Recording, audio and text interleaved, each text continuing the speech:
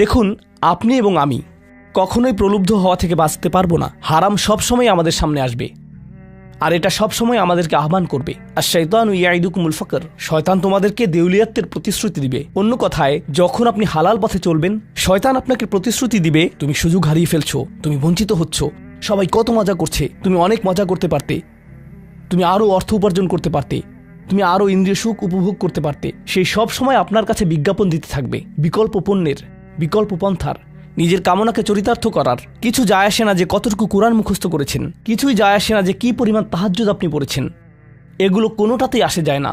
শয়তান থামবে না। দিন শেষে আপনি তো একজন মানুষই, দিন শেষে কামনা বাসনাগুলো আপনার মাঝে থাকবে, আর শয়তান থামবে না, সে আপনার পেছনে লেগেই থাকবে। শয়তানের একটা কৌশল আল্লাহ বর্ণনা করেছেন। তার মনস্তাত্ত্বিক কৌশলটি হল যায়্যানা লাহুমুশ শাইতানু আমালাহুম। শয়তান তাদের কাজগুলোকে তাদের কাছে আকর্ষণীয় করে দেয়। শয়তান আপনার কাছে আসবে, আপনাকে প্রলুব্ধ করবে। তখন আপনি বলবেন, হ্যাঁ এটা খারাপ, কিন্তু আমি তো অনেক ভালো কাজও করি। হ্যাঁ আমি এলোমেলো কাজ করছি, কিন্তু আমি তো নামাজও পড়ছি, আর আমি তো কাফেরও না, তো সমস্যার কিছু নেই। আর এইবার করেই আমি থেমে যাব, এমন না যে আমি এটা করতেই থাকবো, শুধু একবারই করব। এভাবে নিজেকে সব ধরনের যুক্তি দিতে থাকেন, নিজে নিজে এটাকে বৈধতা দিতে থাকেন। আপনার চিন্তায় এটা এখন আর অতটা খারাপ না।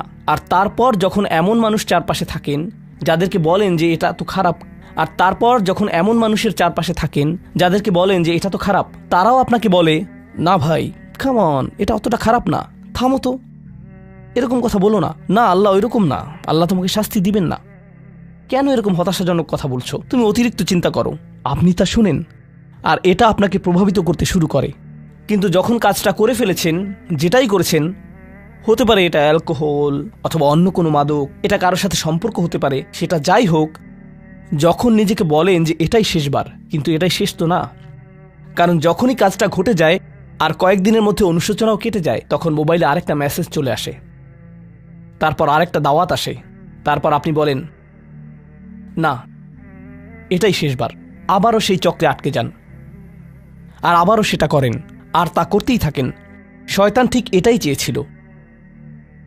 মানুষ এই চক্র বন্ধ করতে পারে, আল্লাহর প্রতি নিবিষ্ট হয়ে বলতে পারে, ইয়া আল্লাহ, আমার বন্ধুরা কি বলছে তাতে কিছু যায় আসে না, শয়তান কি ওয়াসওয়াসা দিচ্ছে তাতে কিছু যায় আসে না, কতবার এই বিভৎস চক্রে আটকা পড়েছি তাতে কিছু যায় আসে না। আমি ফিরে আসলাম, আমি ফিরে আসলাম, আমি ফিরে আসলাম 2 দিন অনুতপ্ত থেকে আবারও পাপে লিপ্ত হওয়া থেকে। আমি ফিরে আসলাম আপনার কাছে ক্ষমা চাওয়ার পর আবারও পাপ করা থেকে। ওয়ালাম ইউসিরু আলা মা ফাআলু ওয়া হুম ইয়ালামুন।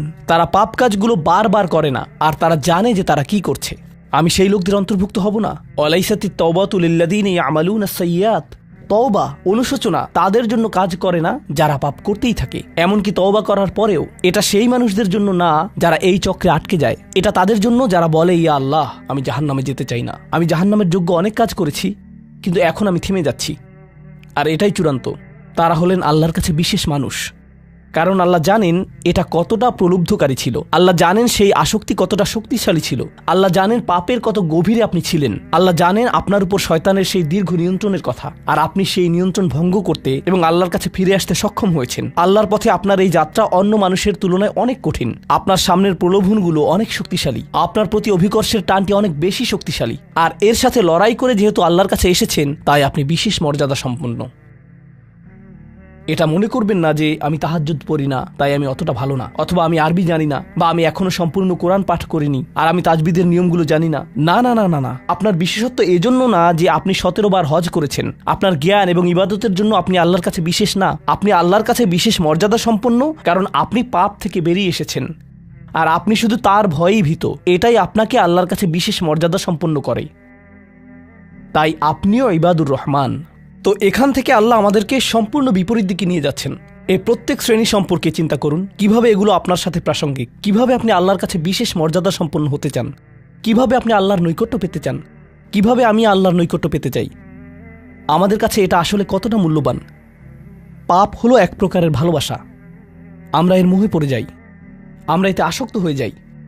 আর এই অনুচ্ছেদটি আসলে ভালোবাসার একটা প্রতিযোগিতা, কারণ আপনি ইন্দ্রিয় সুখ ভালোবাসেন, আপনি এই পাপগুলোকে ভালোবাসেন, আর আপনি তা ছাড়তে চান না, কারণ এতে আপনার সুখানুভূতি নষ্ট হবে। আর অন্যদিকে আল্লাহ বলছেন, আমি আমার নিজের দ্বারা সেই সুখকে প্রতিস্থাপন করে দিব, আমি এটাকে আমার নৈকট্য দ্বারা প্রতিস্থাপন করে দিব। আল্লাহ এই সুযোগ দিয়েছেন। আপনার নিজেকে এই সমীকরণের আলোকে সিদ্ধান্ত নিতে হবে। আপনি এই পরিস্থিতিতে পড়বেন, অন্য কেউ জানবে না, কেউ জানবে না যে আপনার মাথায় কি সংগ্রাম চলছে, কেউ জানবে না, শুধু আল্লাহ জানবেন। আর প্রসঙ্গক্রমে উদাহরণস্বরূপ আপনাদের কেউ কেউ যখন হারাম সম্পর্কে জড়ান, নিশ্চিত বলছি না, আপনাদেরকে অভিযুক্ত করছি না, কোনো মানুষ, আপনারা না, কোনো মানুষ যাদেরকে আপনারা চিনেন, তারা হয়তো অনৈতিক সম্পর্কে জড়িত, আর আপনি তা থেকে বের হতে চাচ্ছেন। তো আপনি এই আলোচনা শুনে তাকে মেসেজ দিলেন, আমি আর এটা করতে পারবো না। সে উত্তর দিল, তুমি কি আমাকে ভালোবাসো না? তুমি এখন আমাকে ঘৃণা করো? তুমি কি মনে করো যে আমি তোমার জাহান্নামে যাবার কারণ? আমি কি এতটাই খারাপ? এখন আপনি বলছেন, না তুমি অতটা খারাপ না, না আমি তোমাকে ভালোবাসি, তুমি মোটেই খারাপ না, তুমি অনেক ভালো। ঠিক আছে, যদি আমার সাথে সম্পর্ক সমাপ্ত করতে চাও, আজকে রাতে আমার সাথে দেখা করো, আর আমার মুখের সামনে এটা শেষ করো। না, এটা আমি করতে পারবো না। ঠিক আছে, তুমি আমাকে ঘৃণাই করো, আচ্ছা ঠিক আছে, আমি আসছি।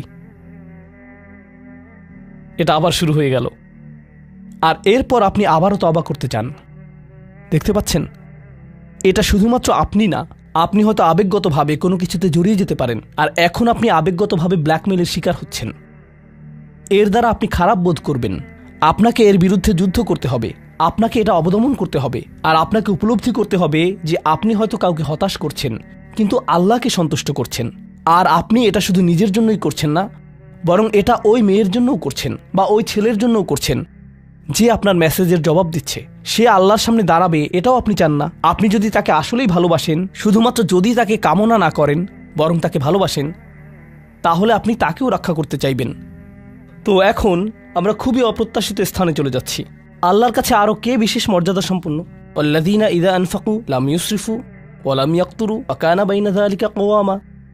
এই মানুষেরা যখন তারা অর্থ ব্যয় করে, তারা সকল অর্থ উড়িয়ে দেন না, তারা অতিরিক্ত খরচ করেন না, আর তারা কৃপণও নয়।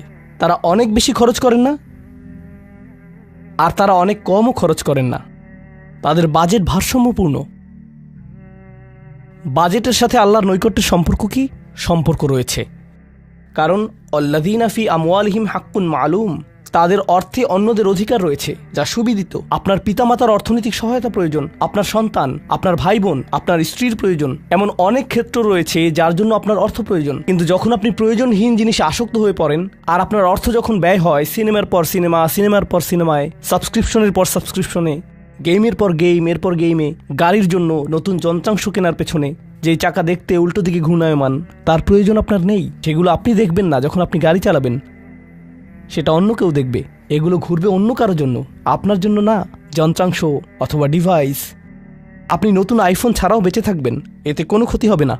স্যামসাং যদিও কিছুটা বিপজ্জনক, তারপরও অনেক বোনেরা পার্স অথবা ব্যাগের জন্য এমনটা করেন। ও আল্লাহ, এই ব্যাগগুলোর কোনোটার দাম কয়েক লাখ টাকা। বলছি না যে আপনি এগুলোর কোনোটাই কিনতে পারবেন না, কিন্তু আল্লাহ বলছেন ঠিক আছে খরচ করো, কিন্তু অতিরিক্ত খরচ করো না।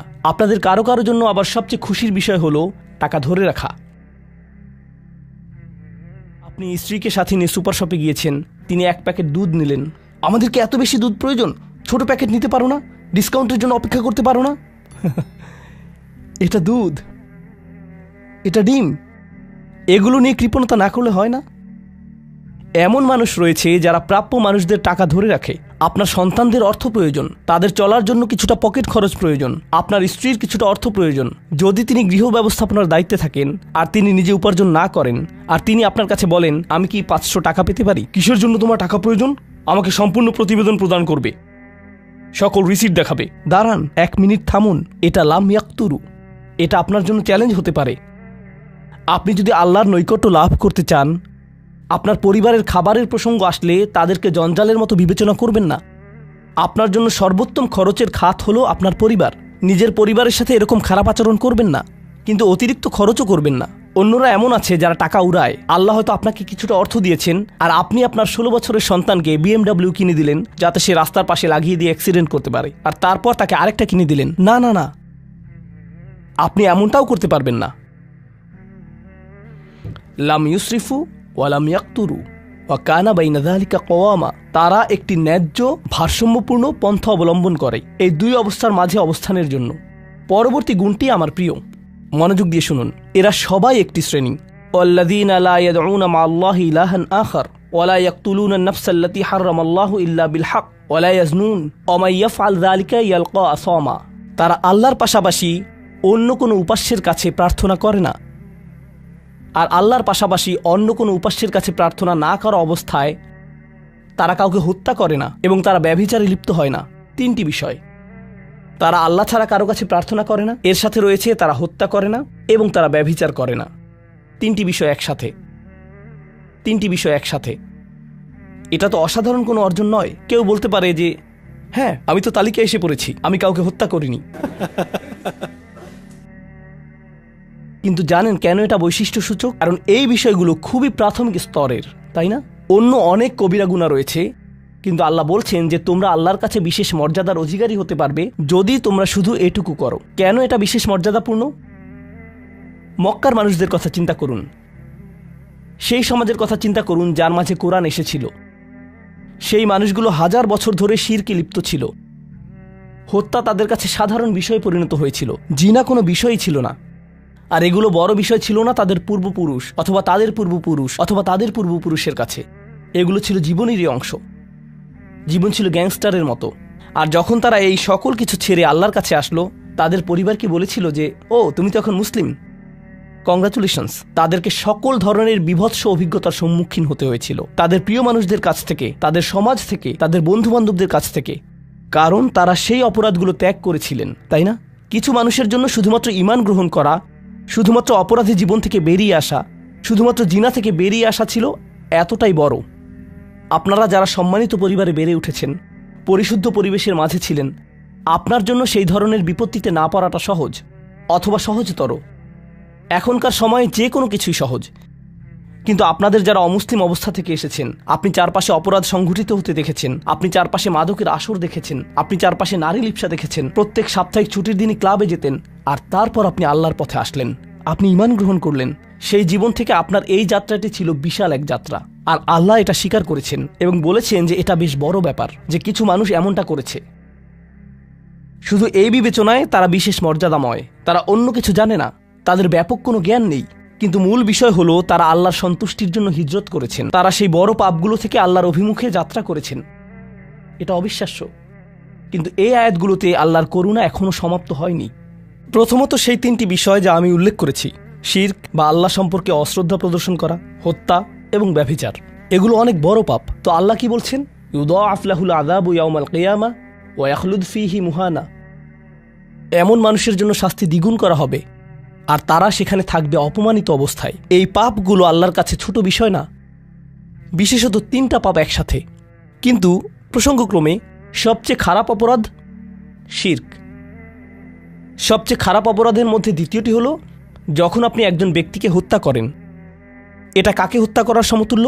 গোটা মানবজাতিকে। এটা হলো দ্বিতীয় বৃহত্তম অপরাধ। আর তারপর তৃতীয় বৃহত্তম অপরাধ কোনটি? জিনা। এই তিনটি একসাথে এসেছে একটি আয়াতে।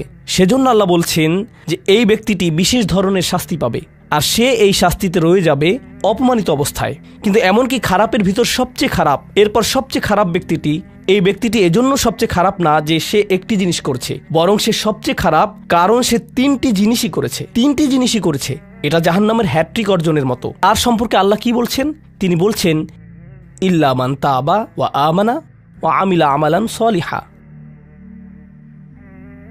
অর্থাৎ যে অনুতপ্ত হয়েছে, ঈমানের পথে ফিরে এসেছে এবং তখন থেকে ভালো কাজ শুরু করেছে, তার জন্য নিয়মের ব্যতিক্রম হবে। এটা উপলব্ধি করাটা গুরুত্বপূর্ণ। আল্লাহ বর্ণনা করছেন নিকৃষ্টের মধ্যে নিকৃষ্ট, আর চেয়েও নিকৃষ্ট। আর তারপর বলেছেন এমনকি সেই ব্যক্তির ক্ষেত্রেও যদি সে আমার কাছে ফিরে আসে, আমি তাকে শাস্তিতে নিক্ষেপ করব না। কিন্তু এতটুকু যথেষ্ট না। আমরা কথা বলছি ইবাদ আর রহমানের ব্যাপারে, যিনি অবিশ্বাস্য রকমের করুণাময় সত্তা। তো তিনি তাদেরকে শুধুমাত্র জাহান্নাম থেকে রক্ষা করেই ক্ষান্ত হবেন না, তিনি আরও কি করবেন? ফাউলাইকা ইউবাদদিলুল্লাহু সাইয়্যাতিহিম হাসানাত। সেই মানুষগুলোর মহাপাপগুলোকে প্রতিস্থাপিত করবেন। আর আমি আপনাদেরকে মনে করিয়ে দিচ্ছি সেই পাপগুলো কি? শিরক। ইন্নাশ শিরকা লাযুলমুন আযীম। হত্যা, কাআন্নামা কাতালান নাসা জামিআ, সে যেন গোটা মানবজাতিকে হত্যা করলো। এবং জিনা, ব্যভিচার, সবচেয়ে সবচেয়ে বড় পাপ এগুলো। আল্লাহ বলছেন যে পাহাড় সমান তাদের এই সমগ্র পাপ কাজগুলোকে আমি প্রতিস্থাপন করে দিব ভালো কাজ দিয়ে।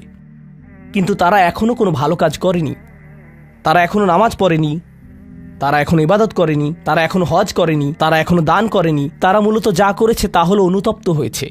আর এখন থেকে তারা ভালো কাজ করবে, আল্লাহর জন্য এতটুকুই যথেষ্ট। তাদের পাহাড় সম পাপগুলো নিবেন, যা তাদেরকে চিরকাল জাহান্নামে নিক্ষেপ করতে অপমানিত অবস্থায়, আর তিনি এই পাহাড় সম পাপগুলোকে নিয়ে পাহাড় সম ভালো কাজে পরিবর্তিত করে দিবেন। এটাই আল্লাহ করবেন তাওবাকারীদের জন্য। আপনিও বিশেষ মর্যাদার অধিকারী হবেন। শুধু তাওবা করুন।